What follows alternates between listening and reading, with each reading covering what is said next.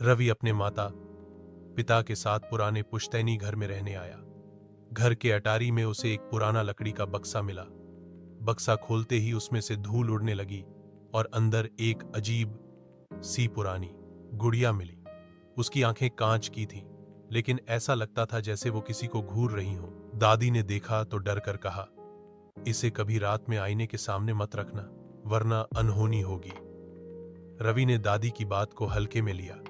रात को खेलने के बाद उसने गुड़िया को अपने कमरे के आईने के पास रख दिया और सो गया। आधी रात को अचानक हवा का झोंका आया, खिड़की अपने आप खुल गई। रवि की नींद खुली तो उसने देखा आईने में उसका कमरा वैसा नहीं था। वहां अंधेरा था और गुड़िया की आंखें लाल चमक रही थीं।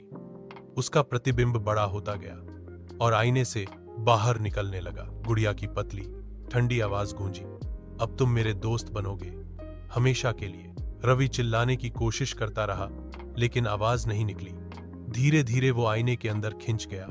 आईना फिर सामान्य हो गया, बस गुड़िया उसकी कुर्सी पर बैठी मुस्कुरा रही थी। सुबह जब घरवाले कमरे में आए तो रवि गायब था। उसकी आवाज बस आईने में गूंज रही थी, मुझे बचाओ।